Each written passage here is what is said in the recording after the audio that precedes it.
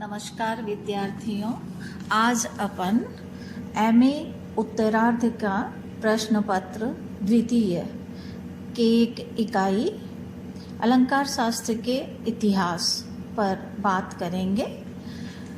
अलंकार शास्त्र से क्या तात्पर्य है, सबसे पहले अपन उसको देखेंगे।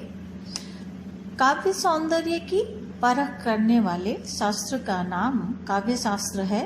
काव्य शास्त्र के प्रारंभिक युग में इसके लिए मुख्य रूप से काव्यालंकार शब्द का प्रयोग होता था। इसीलिए काव्य शास्त्र के आदि युग के सभी आचार्यों ने अपने ग्रंथों का नाम काव्यालंकार रखा है। भामह का कारिका रूप में लिखा हुआ काव्य शास्त्र आदि ग्रंथ काव्यालंकार नाम से ही प्रसिद्ध है। उद्भट ने भी अपने ग्रंथ का नाम काव्यालंकार सार संग्रह रखा है।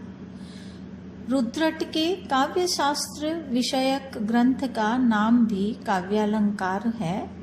वामन ने सूत्र रूप में लिखे हुए अपने ग्रंथ का नाम भी काव्यालंकार सूत्र रखा।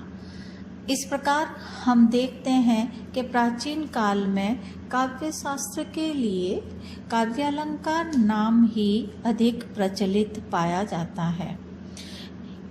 इस नाम में आया हुआ अलंकार शब्द सौंदर्य अर्थ को बोधन करने वाला है।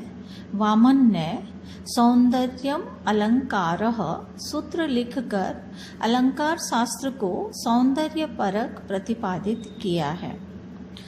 इसके बाद अन्य सभी आचार्यों ने भी काव्य के सौंदर्याधायक धर्मों को ही अलंकार नाम से व्यवहृत किया। काव्य शोभाकरान धर्मान अलंकारान प्रचक्षते आदि वचन भी इसी मत की पुष्टि करते हैं। इस प्रकार काव्यालंकार शब्द का अर्थ काव्य सौंदर्य होता है और उससे लक्षणा द्वारा काव्य सौंदर्य परक शास्त्र का ग्रहण होता है। इसीलिए काव्य सौंदर्य की परीक्षा के आधारभूत मौलिक सिद्धांतों का प्रतिपादन करने वाले ये सब प्राचीन ग्रंथ काव्यालंकार नाम से कहे जाते हैं। इन ग्रंथों में केवल अलंकारों का ही वर्णन नहीं है, अपितु सौंदर्य की परीक्षा के लिए गुण, दोष, रीति, अलंकार आदि जिन जिन तत्वों के ज्ञान की आवश्यकता है, उन सभी का प्रतिपादन किया गया है। इसलिए इन नामों में आए हुए अलंकार शब्द को सौंदर्य परक मानकर काव्य सौंदर्य के प्रतिपादक शास्त्रों के लिए काव्यालंकार नाम का प्रयोग उचित प्रतीत होता है। बाद को अनेक स्थलों पर इस शास्त्र के लिए काव्यालंकार की बजाय केवल अलंकार शास्त्र नाम का प्रयोग ही पाया जाता है। प्रताप रुद्रीय की टीका में अलंकार शास्त्र के नाम के प्रतिपादन के लिए क्षत्रिय न्याय का अवलंबन किया गया है। उन्होंने लिखा है, यद्यपि रसालंकार्याद्य अनेक विषयम् इदं शास्त्रं तथापि क्षत्रिय न्यायेन अलंकार शास्त्रम उच्यते। इसका अर्थ यह है कि यद्यपि इस शास्त्र में रस, गुण, दोष, अलंकार आदि अनेक विषयों का विवेचन किया गया है, परंतु क्षत्रिय न्याय से उसे केवल अलंकार शास्त्र कहा जाता है। क्षत्रिय न्याय का अभिप्राय यह है कि कहीं बहुत से व्यक्ति जा रहे हैं, उसमें 2-4 व्यक्ति छाता लगाए हुए हैं, छत्रधारी हैं। उन 2-4 छत्रधारी व्यक्तियों की प्रधानता मानकर उनके साथ चलने वाले छत्र रहित अनेक व्यक्तियों को भी क्षत्रिणो यान्ति आदि पदों से ग्रहण किया जाता है और व्यवहार उन 2-4 छाते वालों के कारण उस समुदाय के अनेक छत्र रहित व्यक्तियों को भी वे छाते वाले जा रहे हैं, इस प्रकार कहा जाता है। इसी तरह अलंकार शास्त्र में भी अलंकार के अतिरिक्त रसादि अनेक विषयों का प्रतिपादन होते हुए भी अलंकार शास्त्र को प्रधान मानकर अलंकार शास्त्र नाम से उनका ग्रहण हो जाता है। यह प्रतापरुद्रीय की टीकाकार का अभिप्राय है।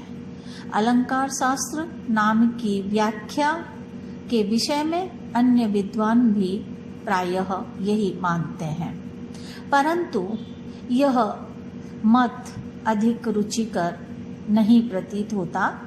इसका कारण यह है कि काव्य में अलंकारों की प्रधानता नहीं है, वह काव्य का आत्मा नहीं है। काव्य की आत्मा तो रस है। अलंकार की स्थिति तो केवल कटक कुंडल आदि के समान गौण है। कटक कुंडल आदि मनुष्य के उत्कर्षाधायक धर्म तो हो सकते हैं, जीवनाधायक तत्व नहीं। कटक कुंडल आदि अलंकारों को धारण करने वाला व्यक्ति बड़ा आदमी माना जा सकता है, पर उसके हटा देने पर या उससे रहित व्यक्ति मनुष्य न रहे, यह नहीं हो सकता। शरीर का जीवनाधायक तत्व आत्मा है, इसी प्रकार काव्य का जीवनाधायक तत्व रस है। इसीलिए रसादि के रहते उनको गौण करके और गौण अलंकारों को प्रधान मानकर उसके आधार पर इस शास्त्र को अलंकार शास्त्र यह नामकरण उचित प्रतीत नहीं होता।